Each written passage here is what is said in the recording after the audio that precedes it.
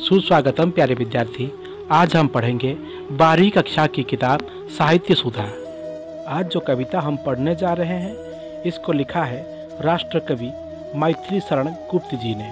तो गुप्त जी के बारे में थोड़ी बहुत जानकारी जो है आप लोगों को दे देते हैं। मैथिली शरण गुप्त जी एक धारा में भारतीय कवि, अनुवादक और राजनेता थे। गुप्त जी का जन्म उत्तर प्रदेश के चीर गांव में 3 अगस्त 1886 को हुआ था। दिसंबर 12, 1964 को 78 वर्ष की आयु में उनकी मृत्यु हुई थी। मैथिली शरण गुप्त जी हिंदी के प्रसिद्ध कवि थे। हिंदी साहित्य के इतिहास में वे खड़ी बोली के प्रथम महत्वपूर्ण कवि हैं। उन्हें साहित्य जगत में दद्दा नाम से संबोधित किया जाता था। उनकी कृति भारत भारती 1912 को भारत के स्वतंत्रता संग्राम के समय में काफ़ी प्रभावशाली सिद्ध हुई थी और इसी कारण महात्मा गांधी ने उन्हें राष्ट्र कवि की पदवी भी दी थी। उनकी जयंती 3 अगस्त को हर वर्ष कवि दिवस के रूप में मनाया जाता है। सन 1954 में भारत सरकार ने उन्हें पद्म भूषण से सम्मानित किया। महावीर प्रसाद द्विवेदी जी की प्रेरणा से गुप्त जी ने खड़ी बोली को अपनी रचनाओं का माध्यम बनाया और अपनी कविता के द्वारा खड़ी बोली को एक काव्य भाषा के रूप में निर्मित करने में अथक प्रयास किया। इस तरह ब्रजभाषा जैसी समृद्ध काव्य भाषा को छोड़कर समय और संदर्भों के अनुकूल होने के कारण नए कवियों ने इसे ही अपनी काव्य अभिव्यक्ति का माध्यम बनाया। हिंदी कविता के इतिहास में यह गुप्त जी का सबसे बड़ा योगदान है। घासीराम व्यास जी उनके मित्र थे। पवित्रता, नैतिकता और परंपरागत मानवीय संबंधों की रक्षा गुप्त जी के काव्य के प्रथम गुण हैं, जो पंचवटी से लेकर जयद्रथ वध, यशोधरा और साकेत तक में प्रतिष्ठित एवं प्रतिफलित हुए हैं। साकेत उनकी रचना का सर्वोच्च शिखर है। तो प्रिय विद्यार्थी, ये थे कवि परिचय के कुछ अंश। अब चलिए पढ़ते हैं इनकी लिखी हुई कविता नर हो न निराश करो मन को। तो प्यारे विद्यार्थी, चलिए अब पढ़ते हैं पद नंबर 3, मतलब 3 नंबर पद को। तो यहाँ लिखते हैं, निज गौरव का नित्य ज्ञान रहे, हम भी कुछ हैं यह ध्यान रहे।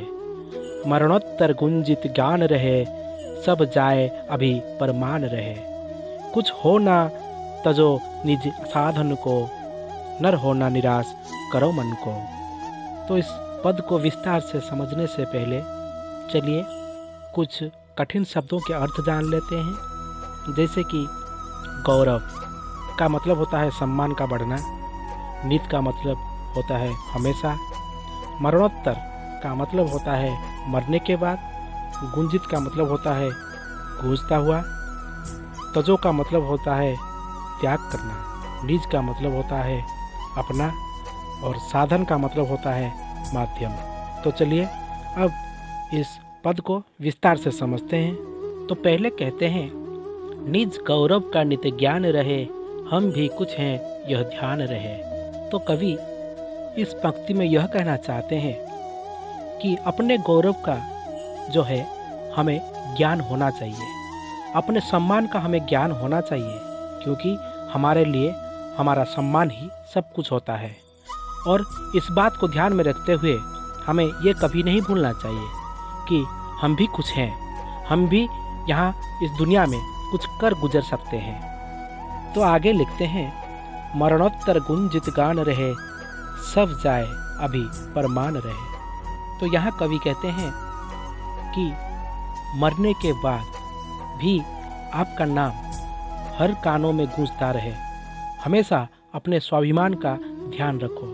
सब कुछ चला जाए पर सम्मान ना जाने पाए, इस बात का आप लोगों को ध्यान रखना होगा। यही जीवन में सबसे बड़ी पूंजी होती है। तो आगे लिखते हैं, कुछ हो ना तजो निज साधन को, नर हो ना निराश करो मन को। तो कवि यहाँ कहते हैं कि अपना गौरव और सम्मान को पाने के लिए आप लोग जो भी साधना कर रहे हैं जो कुछ भी हो जाए उसे मत छोड़ना। एक बात का ध्यान रहे, बिना साधना के कुछ प्राप्त नहीं होता, इसलिए जो कुछ भी जीवन में करना होता है उसके लिए साधना जरूरी है। तो कवि कहते हैं, मानव जीवन पाकर किसी भी दशा में मन को निराश नहीं करना चाहिए। मतलब किसी भी परिस्थितियों में मन को निराश नहीं करना चाहिए। तो प्यारे विद्यार्थी, अब चलिए पढ़ते हैं पद नंबर 4, मतलब 4 नंबर पद को। तो इसमें लिखते हैं, प्रभु ने तुमको दान किए, सब वांछित वस्तु विधान किए, तुम प्राप्त करो उनको न अहो, फिर है यह किसका दोष कहो। समझो ना अलभ्य किसी धन को, न रहो ना निराश करो मन को। तो इस पद को पढ़ने से पहले इसके कुछ कठिन शब्द हैं, उसको जान लेते हैं। वांछित मतलब होता है जिसकी इच्छा की गई हो। विधान मतलब उपलब्ध। दोष मतलब कसूर। और अलभ्य जिसे प्राप्त ना किया जा सके। और धन, ये तो आप लोग जानते ही हैं, संपत्ति। तो चलिए प्यारे विद्यार्थी, अब हम इसको विस्तार से समझते हैं।